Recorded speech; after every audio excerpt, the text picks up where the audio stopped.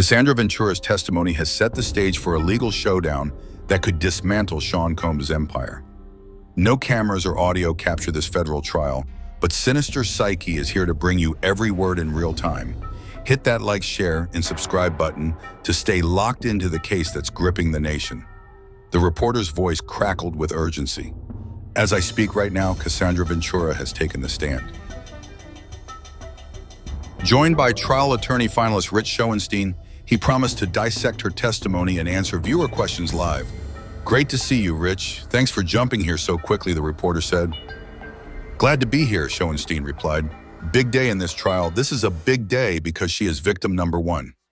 Ventura, 38 and 8.5 to 9 months pregnant, was the linchpin of the prosecution's case against Combs, charged with sex trafficking by force, fraud, or coercion, racketeering, conspiracy, and running a criminal enterprise tied to kidnapping, arson, bribery, obstruction, and transporting sex workers for prostitution. I think it would be fair to say we probably wouldn't have criminal charges if it wasn't for Casandra Ventura filing her lawsuit in November of 2023, the reporter said. That lawsuit, paired with a 2016 surveillance video allegedly showing Combs beating her, changed the course of this entire legal saga. "It came up a lot yesterday," the reporter continued.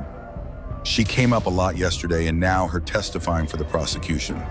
I think a fair argument is this case either rises or falls with her testimony." Ventura's story began with her 10-year relationship with Combs, a man 17 years her senior. She explained that she was with Sean Combs for 10 years, the reporter noted. "We're talking about a 17-year age difference."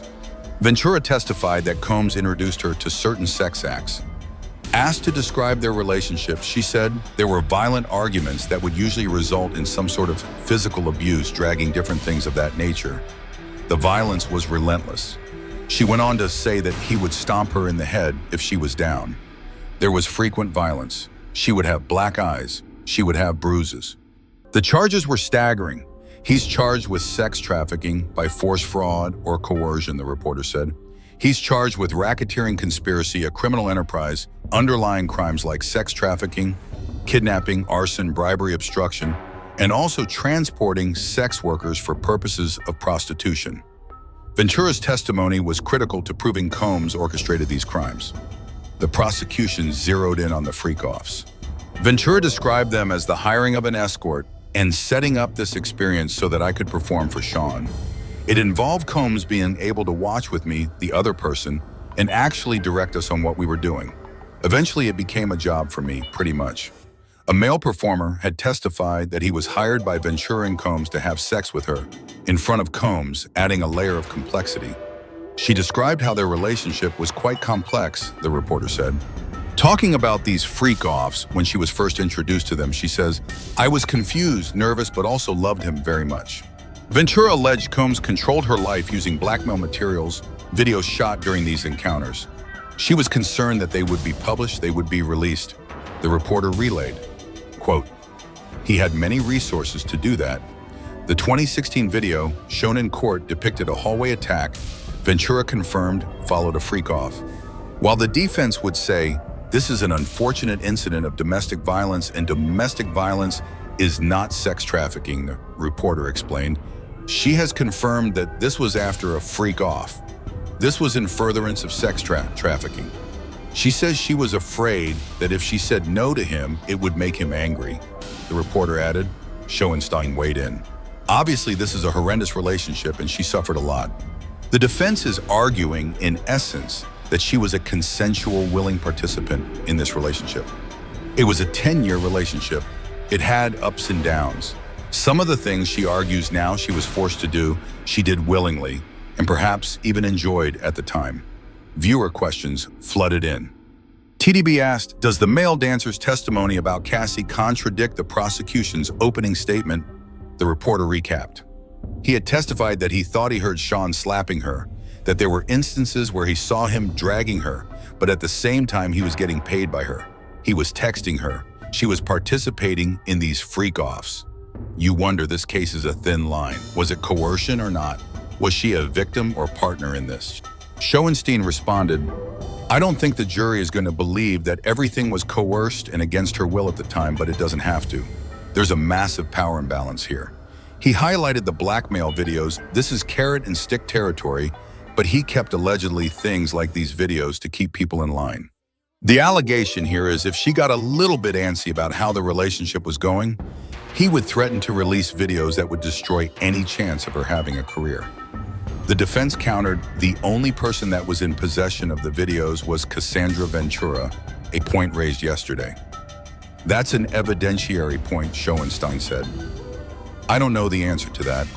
Lauren, with a cute little emoji-like smiley face with the hearts, asked, "Do you think now that the prosecution has played their ace with Cassie, that they have more damning evidence to come?" Schoenstein replied. "I would expect so, because when you're prosecuting a case like this, you want to start strong.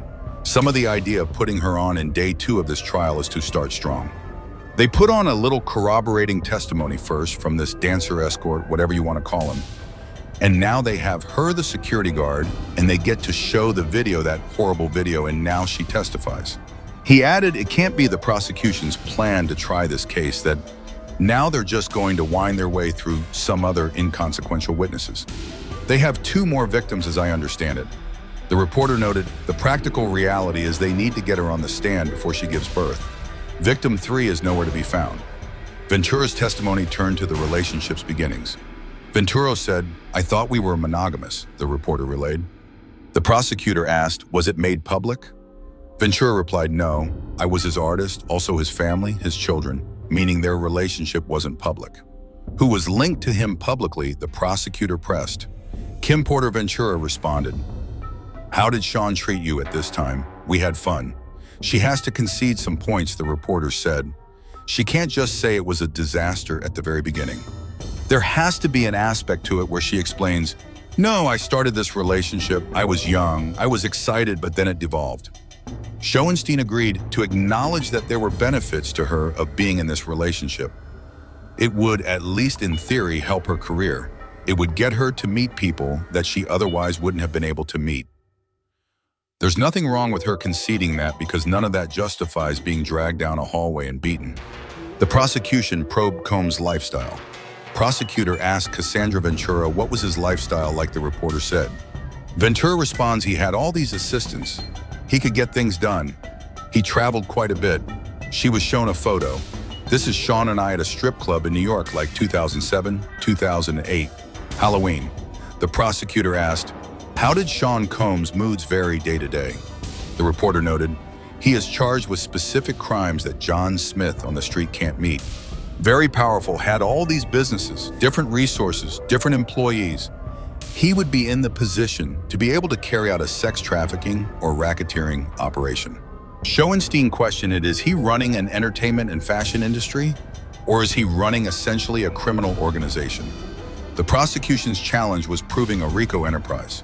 They have to prove a pattern of racketeering activity, Schoenstein said. Multiple predicate acts that are violations of separate federal laws. It is hard to sustain a RICO case. The fact that he had this 10-year relationship, and even if it's arguably true he took advantage of her, he treated her horribly, he beat her. That's not racketeering. The prosecution's opening statement spent significant time explaining why this was a crime, a potential weakness. The more they have to explain it, that's a problem for them, Schoenstein said. It's not a garden variety trafficking or racketeering case. A viewer poll asked, "Do you think Cassie Ventura was a victim or partner?" In this, the reporter shared 82% say victim. Maybe based on we're reporting on the testimony right now.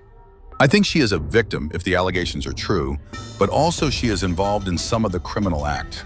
She's getting those prostitutes right. She's making payments to them allegedly. She's having them come. Schoenstein added other people in his orbit might be some combination of victim and co-conspirator. But that video changes everything, because the argument would be, what do you think happens if she says no? What do you think happens if she says, I'm not in the mood for a freak off tonight? I'm not going to pay the dancer. That's what's going to happen. Angelina asked, how old was Cassie when they first started dating? The reporter answered, I think she was 19 years old. So you're talking about a 17-year age difference. That's important if you're talking about power and control. Cher Williams asked, what kind of time is Diddy facing if he's found guilty? The reporter listed if he's convicted of one count of racketeering conspiracy, that is a maximum sentence of life in prison. Maximum sentence for sex trafficking, life in prison. Minimum for sex trafficking, 15 years in prison. Transportation for purposes of prostitution carries a maximum sentence of 10 years in prison. He added, I am fairly confident he's going to be convicted of allegedly transporting sex workers with the intent that they engage in prostitution. Their defense yesterday was he hired people for their time and experience. If he gets out of this trial only convicted of transporting for prostitution, that is a defense victory. He might not get 10 years. He might get a shorter amount in time served. An update from Court Ventura described the abuse's impact. She talks about anger zoning out, the reporter said. She was asked, how did this impact you? She says, greatly. The next thing I knew, I was getting hit in the face. She also apparently talks about psychological abuse. He'd tell me to watch my mouth, change my face. The reporter drew parallels to the Alexander brothers case, where romantic relationships were charged as sex trafficking.